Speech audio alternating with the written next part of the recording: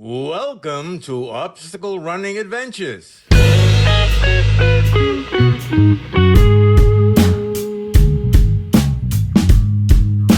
So, a lot of the people in the obstacle course community have been very familiar with adventure racing Hmm. because of the world's toughest eco challenge.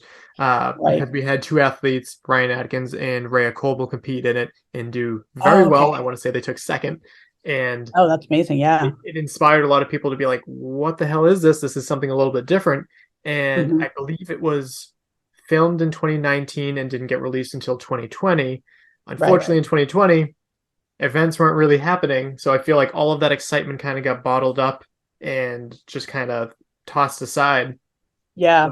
But, I definitely think that people really should have this on back on the forefront of the minds and get the excitement back that like this is a whole new way to get outside of your comfort zone and try a new Hmm. event.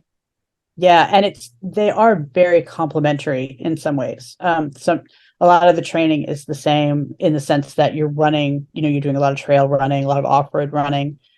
Um, there's a lot of really, really good adventure racers that come out of an OCR background. There's a woman that the really good friend of mine named Donna Boots, who came out of that kind of background. She still goes back and forth. She just did the world's highest adventure race, no, world's highest OCR, where they went to Oh, Kilimanjaro, yep.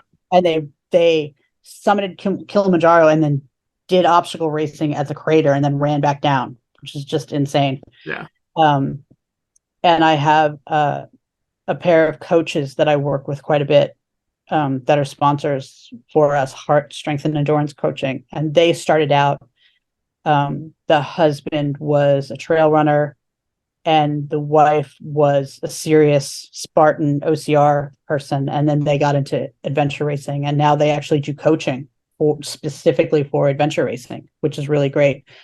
Um, but it's so that the training is complementary.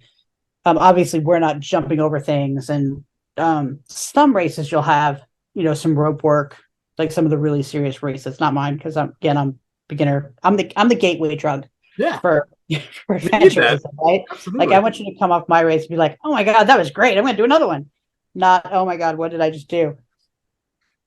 Uh, but it's also nice because if you're, let's say you're doing OCR and maybe you're having problems with your hip or maybe you're having problems with your shoulder and you don't want to do 8 OCRs in one season, but you still want to be out there racing as often as possible, you can come over to our side and get a really similar experience and do something you've never done before and see a place you've never seen before without wrecking, your ripped labrum or whatever, Yeah. as it's healing, as you're rehabbing. So so that's, a cool way that they sort of coincide as well. Yeah. So go into what do your adventure races entail? So you talked about the trail running, obviously, but Hmm. what else would people expect?